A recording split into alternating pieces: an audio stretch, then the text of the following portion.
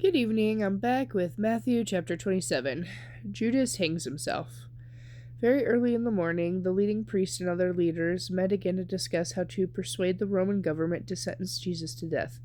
Then they bound him and took him to Pilate, the Roman governor. When Judas, who had betrayed him, realized that Jesus had been condemned to die, he was filled with remorse. So he took the 30 pieces of silver back to the leading priests and other leaders. I have sinned, he declared, for I have betrayed an innocent man. Why do we care? They retorted. That's your problem. Then Judas threw the money onto the floor of the temple and went out and hanged himself. The leading priests picked up the money. We can't put it into the temple treasury, they said, since it's against the law to accept money paid for murder. After some discussion, they finally decided to buy the potter's field, and they made it into a cemetery for foreigners. This is why the field is still called the Field of Blood. This fulfilled the prophecy of Jeremiah that said, They took the 30 pieces of silver, the price at which he was valued by the people of Israel, and purchased the potter's field as the Lord directed. Jesus' trial before Pilate. Now Jesus was standing before Pilate, the Roman governor. Are you the king of the Jews? The governor asked. Jesus replied, Yes, it is as you say. But when the leading priests and other leaders made their accusations against him, Jesus remained silent.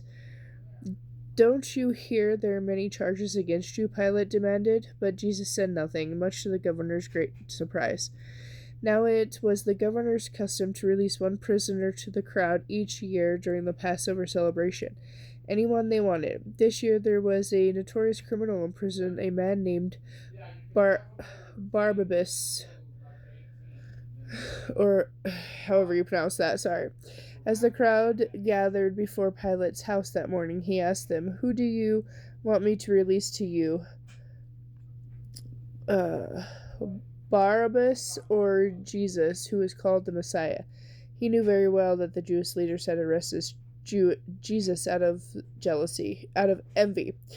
But then, as Pilate was sitting on the judgment seat, his wife sent him this message, Leave that innocent man alone, because I had a terrible nightmare about him last night. Meanwhile, the leading priests and other leaders persuaded the crowds to ask for Barabbas to be released and for Jesus to be put to death. So when the governor asked again, Which of these two do you want to release to you? The crowd shouted back their reply, Barabbas. But if I relieve Barabbas, Pilate asked them, What should I do with Jesus who is called the Messiah? And they all shouted, Crucify him. Why? Pilate demanded. What crime has he committed? But the crowd only roared louder, Crucify him. Pilate saw that he wasn't getting anywhere and that the riot was developing, so he sent for a bowl of water and washed his hands before the crowd, saying, I am innocent of the blood of this man. The responsibility is yours. And all of the people called back, We take the responsibility for his death, we and our children. So Pilate released Barabbas to them. He ordered Jesus flogged with a lead-tipped whip, then turned him over to the Roman soldiers to crucify him. The soldiers mocked Jesus. Some of the governor's soldiers took Jesus into their headquarters and called out the entire Babylon. They stripped him and put a scarlet robe on him. They made a crown of long, sharp thorns and put it on his head, and they placed a stick in his right hand as a scepter. Then they knelt before him in mockery, yelling, Hail, King of the Jews! And they spit on him and grabbed the stick and beat him on the head with it. When they were finally tired of mocking him, they took off the robe and put his own clothes on him again, and then they led him away to be crucified. The crucifixion. As they were on the way, they came across a man named Simon, who was from Cyrene. They forced him to carry Jesus' cross. Then they went out to a place called Golgotha, which means Skull Hill. The soldiers gave him wine mixed with bitter gall, but when he had tasted it, he refused to drink it. After they had nailed him to the cross, the soldiers gambled for his clothes by throwing dice.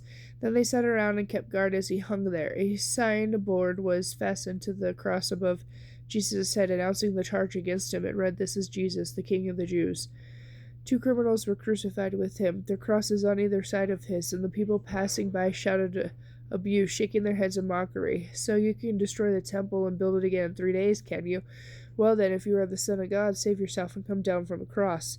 The leading priests, the teachers of religious law, and the other leaders also mocked Jesus. "He saved others," they scoffed, "but he can't save himself. So he is the King of Israel, is he? Let him come down from the cross, and we will believe in him. He trusted God. Let God show his approval by delivering him. For he said, 'I am the Son of God,' and the criminals who were crucified with him also shouted the same insults at him." The death of Jesus. At noon, darkness fell across the whole land until 3 o'clock. At about 3 o'clock, Jesus called out with a loud voice, "Eli, Eli," I think I'm pronouncing that right, I'm not sure. "Lema Seba," I can't say that, sorry, I will totally mess that up, which means, my God, why have you forsaken me?"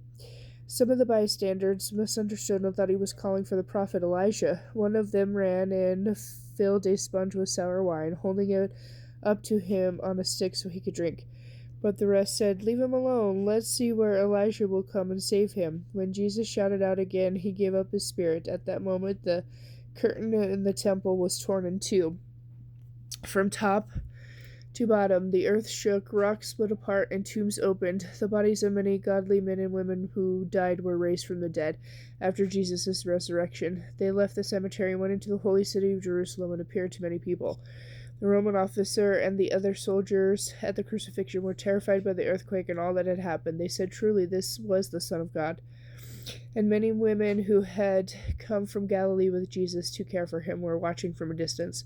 Among them were Mary Magdalene and Mary, the mother of James and Joseph, and Zebedee's wife, the mother of James and John. The burial of Jesus. As evening approached, Joseph, a rich man from Arimathea, something like that, sorry if I pronounced that wrong, who was one of Jesus' followers, went to Pilate and asked for Jesus' body, and Pilate issued an order to release it to him. Joseph took the body and wrapped it in a long linen cloth. He placed it in his own new tomb, which had been carved out of the rock. Then he rolled a great stone across the entrance as he left. Both Mary Magdalene and the other Mary were sitting nearby watching. The guard at the tomb. The next day, on the first day of the Passover ceremonies, the leading priests and Pharisees went to see Pilate. They told him, "Sir, remember what that deceiver once said while he was still alive? 'After 3 days I will be raised from the dead.' So we request that you seal the tomb until the 3rd day. This will prevent his disciples from coming and stealing his body and then telling everyone he came back to life. If that happens, we'll be worse off than we were at first." Pilate replied, "Take guards and secure it the best you can." So they sealed the tomb and posted guards to protect it. Okay, and later I'll be back with Matthew chapter 28.